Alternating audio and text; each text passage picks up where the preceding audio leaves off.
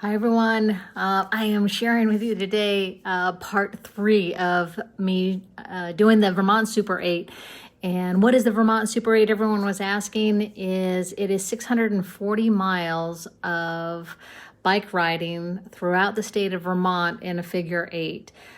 So it crosses some pavement, mostly gravel roads, and single track up through these remote category 4 roads where only ATVs go or horses.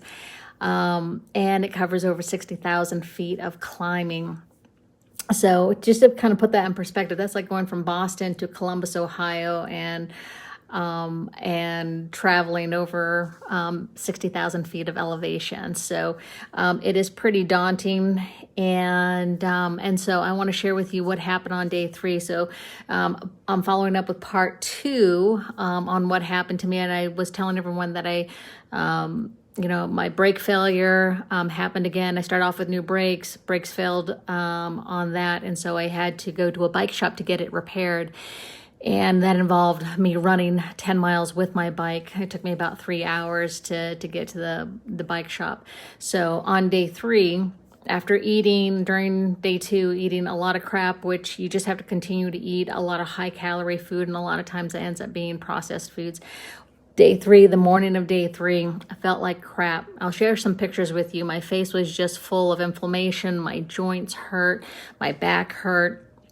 And I was really feeling really achy and stiff on day 3. And so day 3, I made it a point that I was going to be eating better food. And what I ended up doing is stopping at a general store and getting some raw nuts and seeds and some dried fruit. So a lot of high calorie foods, lots of fat, but also real food.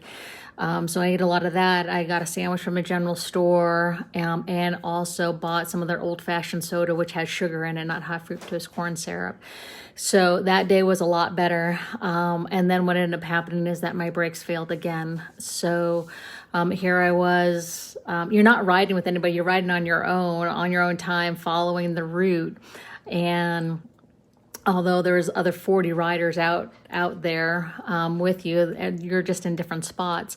So I ended up having to run with my bike for, it took me 6 hours to go 16 miles to the nearest bike shop, which was in Brattleboro.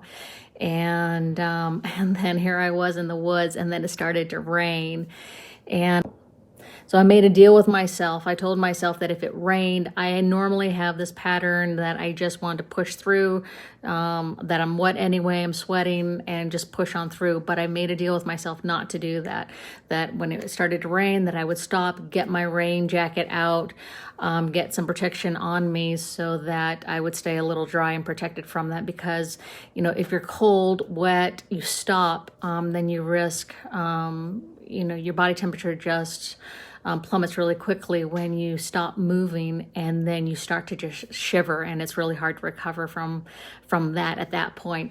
So here I was having to run with my bike 16 miles. It took me 6 hours, finally make it to the bike shop, and they took my bike right away. Sure enough, I had my brake pads had failed, and my brake cables had stretched out. So it took about an hour and a half, but they finished it up, and I got back out on the road again. Just couldn't wait to get out of the city and back onto some gravel roads. And then I found a place to stay overnight, just camped out. And so the next morning, I felt much, much better. Dialing in my nutrition, eating a little bit better, eating real foods. I also had an electrolyte drink that was in my hydration pack. So that was the water that I was drinking, had electrolytes in it too. And I felt really good, but I'll share some pictures with you that I was really, really inflamed.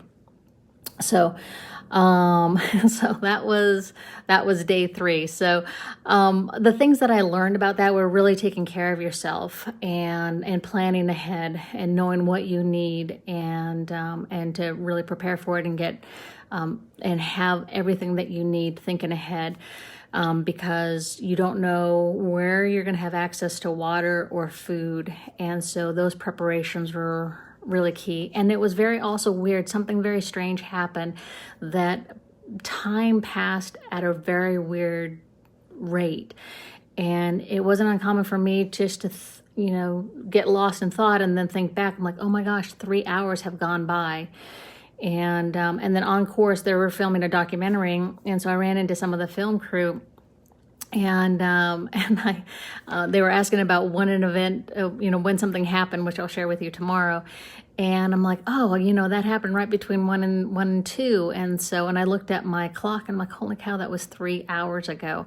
So very interesting when you're not like having a schedule like that, just how time passes at a very different rate.